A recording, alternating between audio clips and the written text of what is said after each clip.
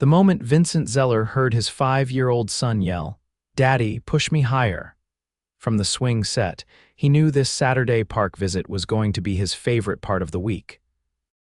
Wearing tailored jeans and a navy cashmere sweater that probably cost more than most people's rent, Vincent didn't exactly blend in with the other parents, but then again, he never had. "All right, buddy," he said, stepping behind the swing and giving it a strong push as Theo shrieked with joy, his little legs kicking the air. Vincent's eyes softened. This was the only place he didn't feel like the CEO of Zeller Development or the man with a net worth north of 70 million. This was where he was just dad, and he'd been trying to give Theo a sense of normalcy ever since his ex-wife decided tropical retreats and yoga retreats mattered more than parenting. Across the park, Wren O'Malley adjusted her sketchpad on her lap and tried not to stare. She hadn't meant to notice him, really. She came here every Saturday to draw kids playing, dogs running, trees swaying, and today had started the same. Until she saw the tall man in expensive shoes pushing his son with a smile that didn't look like it came easy. She couldn't stop watching that smile. He looked like someone who didn't know how to rest. His jaw tight, his posture always alert, like he was constantly waiting for the next problem to solve. But the little boy Theo was laughing like the world was perfect. Wren told herself not to stare, but she kept sketching him anyway. She was halfway through shading the curve of his shoulder when Theo tripped trying to run toward the slide, falling hard on the mulch. He didn't cry, just looked stunned. Vincent was there in 2 seconds flat. "You okay, buddy?" he asked, kneeling and brushing mulch off Theo's scraped hands. "I'm fine," Theo mumbled, but his bottom lip trembled. Vincent picked him up and sat him at the edge of the nearby bench. "Let me take a look." Wren stood, unsure what she was doing until her feet were already moving. "I have Band-Aids," she offered, holding up her tote bag. Vincent looked up, surprised. Up close, his eyes were a piercing hazel like maple syrup in sunlight. "You do? I'm a nanny. I don't go anywhere without a first aid kit," she said with a small smile. Wren knelt beside Theo, who eyed her warily but didn't pull away. "I'm Wren," she said. "You were really brave back there." "I'm Theo," he replied shyly. She cleaned his scrape gently, then offered him a dinosaur Band-Aid. "Whoa," Theo whispered. "That's way cooler than the ones at home," Vincent chuckled. "Thanks. I didn't even think to bring anything." "No problem," she said, standing. "Kids fall, it's part of the job." "You said you're a nanny?" he asked, standing too. He was tall, at least 6 feet, but the way he looked at her wasn't intimidating, just focused. "I was," she replied. "I'm between families right now, doing freelance art stuff to get by." "Well, you saved the day with a T-Rex Band-Aid. That's worth something," he said, clearly trying not to smile too much. She laughed. "Glad I could help. Can I buy you a coffee or something? As a thank you?" Wren blinked. "That's not necessary." "Maybe not," he said, "but I want to. It's rare to meet someone who actually carries dinosaur Band-Aids." She hesitated. "Okay, sure," he nodded toward the path. "There's a cart near the lake." "Theo, wanna walk with us?" Theo took Wren's hand without hesitation, and her heart gave a strange little thud. She glanced up at Vincent, who was watching them with a thoughtful look. "So," she said as they walked, "do you always come to the park dressed like a GQ model?" He let out a short laugh.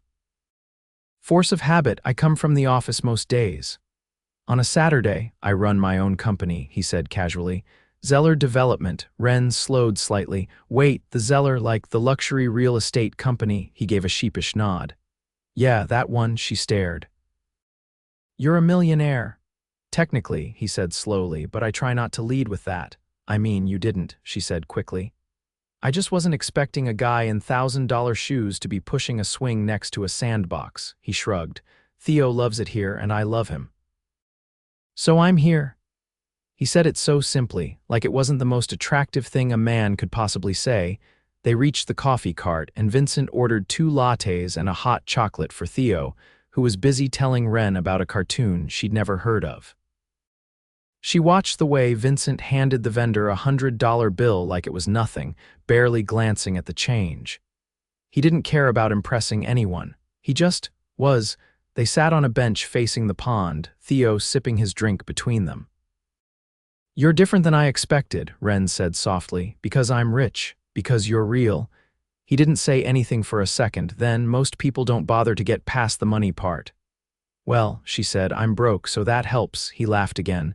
You being here today was unexpected, but kind of perfect. She looked at him, heart pounding a little harder than it should have. Yeah, it kind of was. Theo leaned against her side, and she instinctively wrapped an arm around him. Vincent stared at the sight, his chest tightening in a way he didn't understand. He didn't come to the park expecting to meet someone, especially not someone who made his world feel lighter just by sitting next to him. But here she was. Wren looked up at him and smiled. Guess I'll be sketching you again next Saturday. You better, he said. Because I'm definitely coming back.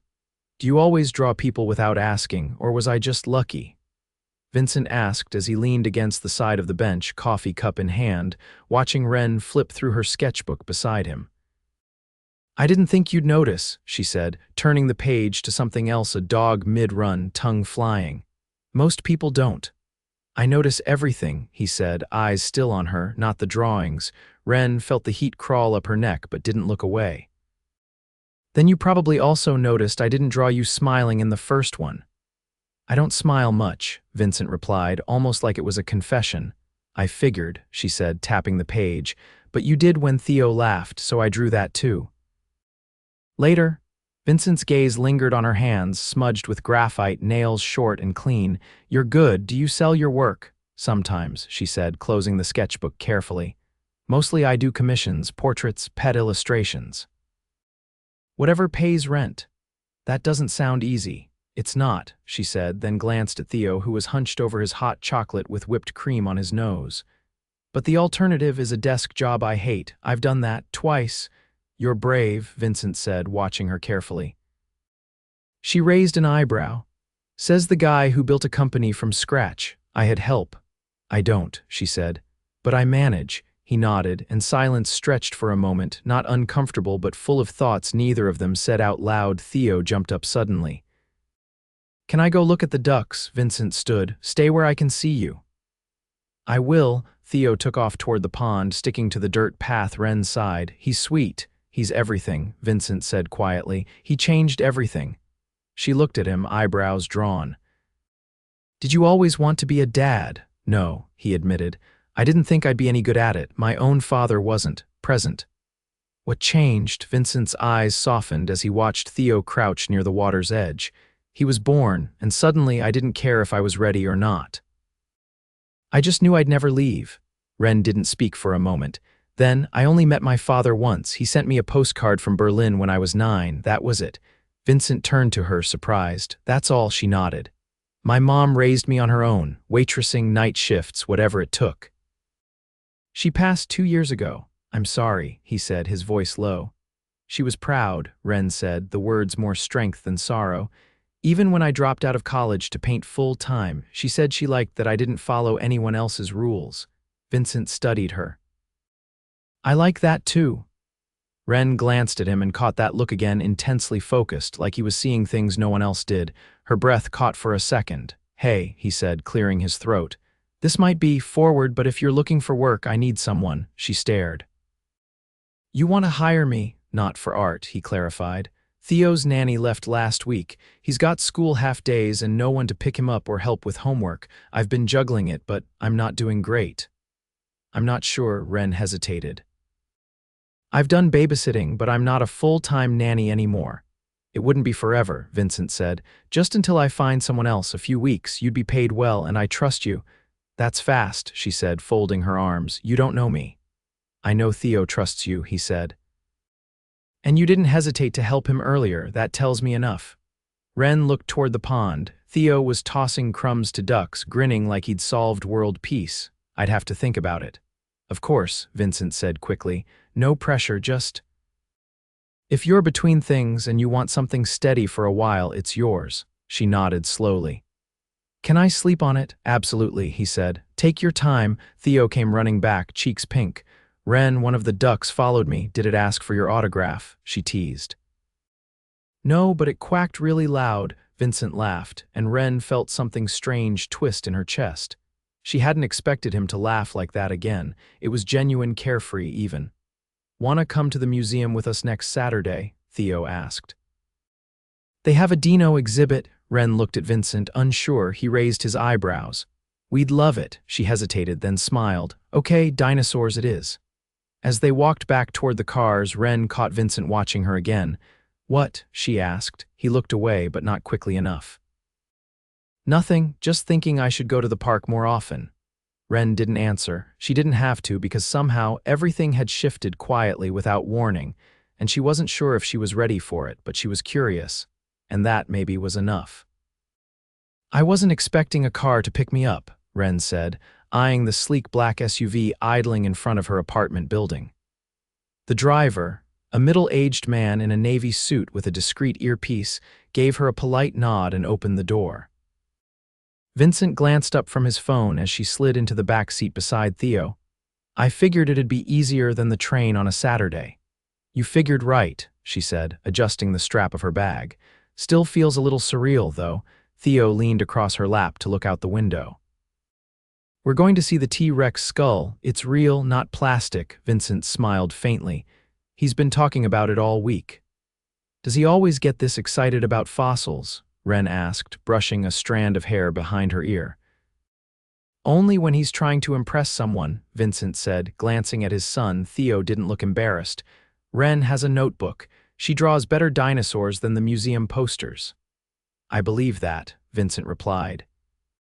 The museum was closed to the public for a private donor event, something Wren only realized when the SUV bypassed the main entrance and pulled into an underground garage. A security guard scanned Vincent's ID, then waved them through. "You didn't mention this was a private thing," Wren said as they stepped into the empty lobby where a grand staircase led to the exhibits. Chandeliers sparkled above marble floors. It felt less like a field trip and more like arriving at a gala. "It was last minute," Vincent said. "The museum's board chair invited us. He's a client." Wren blinked. "Right, of course."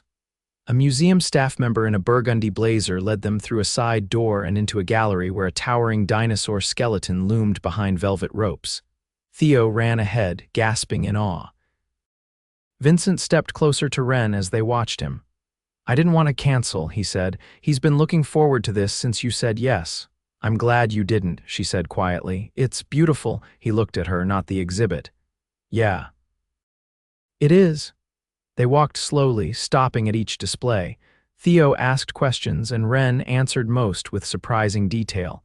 Vincent watched her, more fascinated by the way she explained things than the exhibits themselves. "You know a lot about paleontology," he said as they passed a display of fossilized plants. "I used to want to be a scientist," she admitted. "But I failed chemistry and realized I liked drawing the bones more than cataloging them. That must have been a hard switch." "Not really," she said with a shrug. "I was always better at noticing shapes than numbers." He studied her for a moment. "You see things differently than other people." "That's not always a compliment," she said with a short laugh. "It is when I say it." She looked up at him, caught off guard by the sincerity in his voice. For a second, the air between them shifted something warmer, quieter, heavier. "I had dinner this week with Theo's principal," Vincent said suddenly as they stopped in front of a fossilized fish. "She told me he's been more focused, calmer." "Really?" Wren asked, eyebrows raised. She asked if something had changed at home. I didn't know how to answer. Wren glanced down at Theo, who was crouched near a glass display, nose inches from the plaque. "He's a good kid, he just needs to feel understood." "I think he does," Vincent said. "With you." She hesitated. "You're not thinking of extending the job, are you?" "I was," he said, "but only if you'd want that." Wren didn't respond right away. Her fingers tightened slightly around the strap of her bag. "I don't want to get too comfortable. This was supposed to be temporary." "I know," he said. "But things change." She opened her mouth, then closed it again when a museum employee approached with a clipboard. "Mr. Zeller, they're ready for you upstairs," the woman said. "The director asked if you'd like to see the private collection." Vincent turned to Wren. "It's mostly archives and restoration pieces. Want to see it?" "I'll stay with Theo," she said. "Sounds like a boring meeting." "It's not a meeting," he said, his gaze lingering. "I just thought you might want to come." She hesitated, then shook her head. You go. We'll stay here. He nodded once, then followed the staff member through a side door. Wren turned back to Theo, who was tugging at her sleeve. Did you see the claws on that one? He asked, pointing at a display case. They're huge, I saw, she said, kneeling beside him. You think you could outrun a velociraptor? Only if I had snacks to distract it, she laughed. Sounds like you've got a plan. They spent another 20 minutes wandering the rest of the exhibit, then sat on a bench near the exit. Theo leaned against her, tired but content. Vincent returned soon after, a faint line between his brows. Everything okay? She asked. Fine, he said. Just ran into someone I wasn't expecting. Wren stood. You look like you saw a ghost. Close, he muttered. An old friend or something like that. She tilted her head. You want to talk about it? He exhaled slowly. Not here. The car ride back was quieter than the ride in. Theo fell asleep almost instantly, his head resting against Wren's arm. Vincent watched them from across the back seat, his phone forgotten in his lap. When they reached her apartment, Wren gently shifted Theo's head and slipped out of the car. Vincent followed. I'll walk you to the door, he said. You don't have to, she replied, but didn't stop him. They reached the top step and she turned to face him. Thanks for today, she said. It was different in a good way. I'm glad you came, he said, and I meant what I said earlier. If you want to stay longer, I'll think about it, she said gently. But Vincent? Yeah, you don't have to give Theo the entire world. Just being there for him is enough. He looked at her for a long moment. You make it sound easy. It's not, she said, but it's worth it. The door clicked behind her a moment later, leaving Vincent alone on the porch, hands in his pockets, heart not as steady as it had been that morning. Wren had gotten under his skin, and he wasn't sure how to stop her. Vincent adjusted the cuffs of his shirt as he stepped out of the elevator into the penthouse's open living room. It was late. Theo had been asleep for nearly an hour, tucked into bed after a long afternoon at his cousin's birthday party. The scent of vanilla frosting still clung faintly to his sleeves. He walked to the floor-to-ceiling windows, city lights flickering like stars beneath him. But his eyes didn't track the skyline. They were focused on the quiet hum of his thoughts that kept circling back to Wren. She hadn't accepted the extended position yet, but she hadn't declined it either. That alone had kept a cautious hope flickering in his chest. He turned as the soft click of the front door interrupted the silence. Wren stepped inside, her hair pulled back, wearing a navy blouse and dark jeans. Sorry I'm late, she said, setting her bag down near the couch. The train was crawling. You didn't need to come after the party, Vincent said. Theo was fine with my sister. I know, she said, slipping off her shoes, but I promised I'd help him finish the clay project for his school display. He said he wanted to show it to me before bed. Vincent gestured toward the kitchen. He's out like a light, but the dinosaur's still on the table. She walked over, examining the half-finished sculpture with a fond smile. He's getting better at proportions. Vincent leaned against the counter, arms crossed. He wouldn't have even started it without you. Wren looked up. You give me too much credit. No, Vincent said, his tone quiet but firm. I don't give you enough, she blinked, and the room seemed to still around them. I saw an apartment today, she said after a pause. A real one, not a sublet or a friend's couch. It's tiny, but it's mine. I put down a deposit. Vincent nodded slowly. That's good. You deserve something of your own. I wouldn't have been able to afford it without the past few weeks here, she added, folding her arms loosely over her chest. I wanted to say thank you. I didn't do it for thanks. I know, she said. That's why it mattered. Vincent took a step closer. I've been trying not to say something, he said, but it's getting harder. Wren tilted her head, watching him carefully, then say it. I don't want you to go, he said, not because Theo's happier or because you make things easier, because I am. She exhaled slowly but didn't step back. You barely knew me a month ago. And yet somehow I know when you're forcing a smile, I know you hum when you concentrate, I know you love thunderstorms but hate lightning, I know you keep a pencil behind your ear even when you don't need it. Wren's voice was low. You notice too much. I can't help it, he said. Not with you. She looked down at the table, then back at him. I didn't plan on this, neither did I. Vincent, I've spent years keeping people at arm's length, she said, her voice cracking slightly. I never trusted that anyone would stay. I'm not leaving, he said, not unless you tell me to. The silence between them stretched, thick with everything unspoken. Finally, Wren said, I met someone last week, a gallery owner. He saw my sketches from the museum and asked if I'd consider doing a series. Vincent's eyebrows lifted. That's incredible. I haven't said yes yet, she added. It would mean long hours, unstable pay, a lot of uncertainty. Sounds like your kind of thing, she smiled faintly. It does.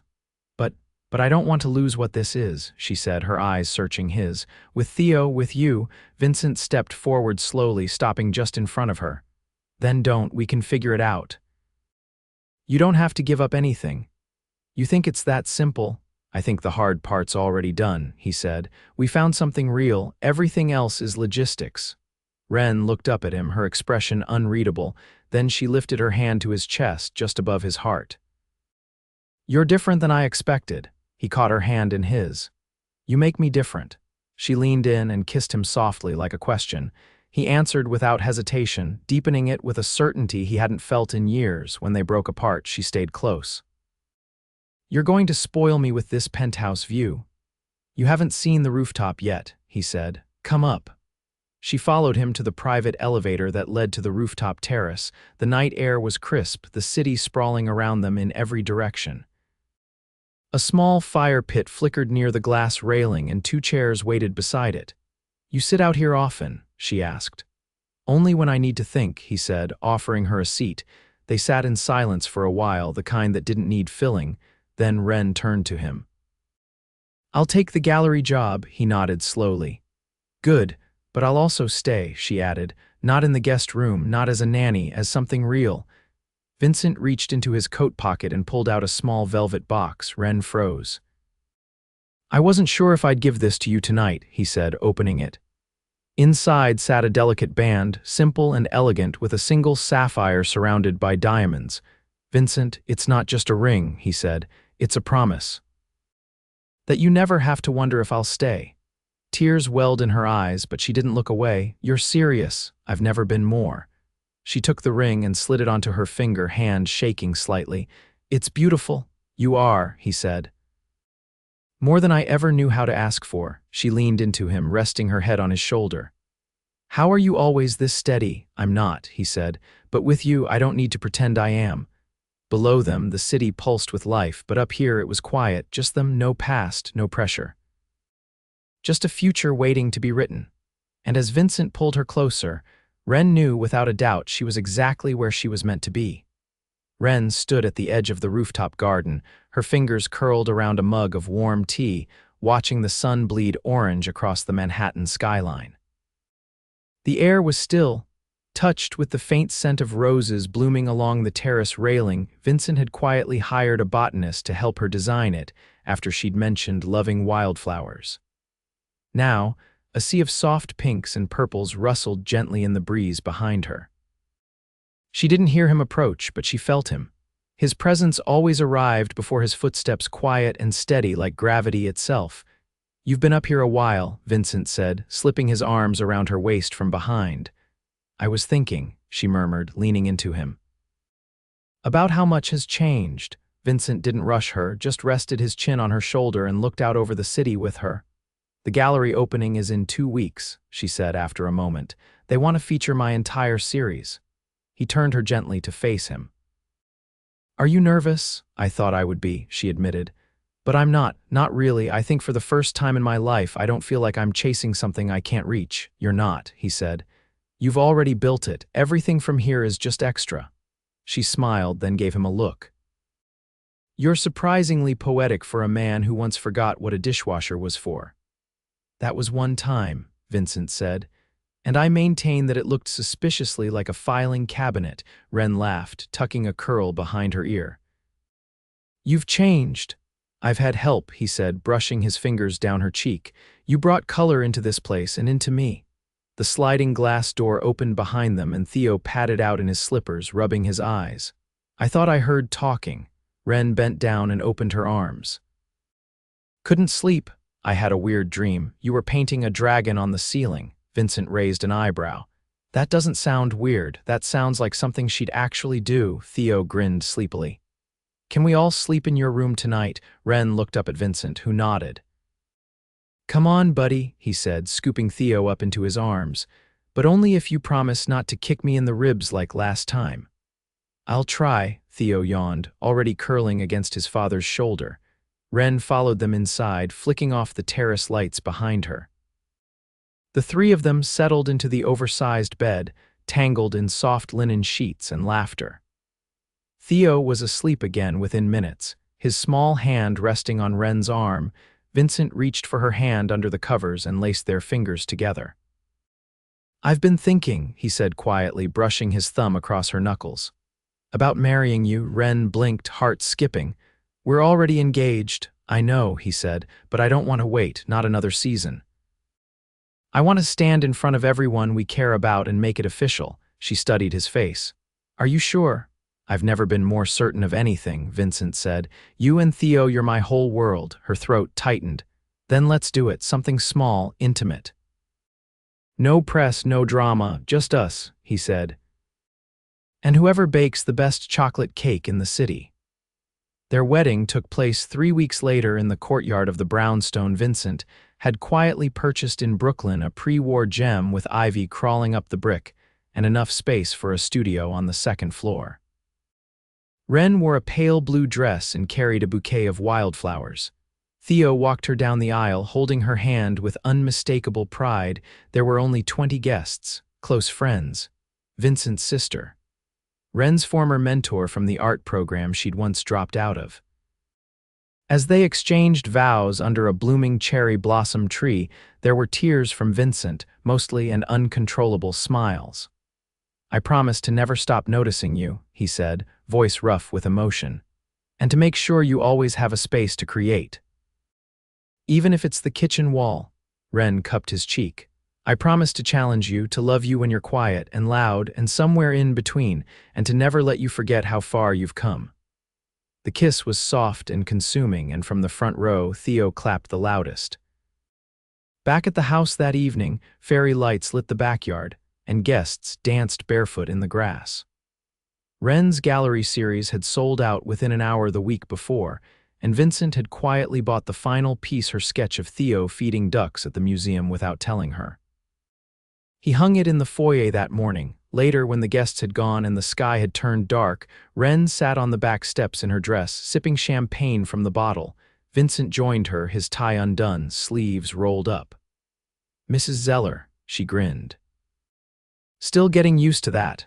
How does it feel? Like home, she said simply. Theo peeked out through the screen door, now wearing pajamas and holding a book. Can we read together, just one chapter? Wren looked at Vincent. Do we have time for him? Vincent said, standing and offering her a hand. Always. They curled up on the couch, the three of them under one blanket, voices soft and steady as they read. When Theo drifted off, Wren rested her head on Vincent's chest. I used to think love was supposed to be wild, she murmured, messy, chaotic. And now I know it can also be quiet, she said, and safe, and exactly where you want to stay forever. Vincent kissed the top of her head. We're just getting started. Outside, the city pulsed on. But inside, in the heart of their home, everything was exactly as it should be. A family forged not by plans or perfection, but by something deeper: choice, resilience, and love that had been worth every risk.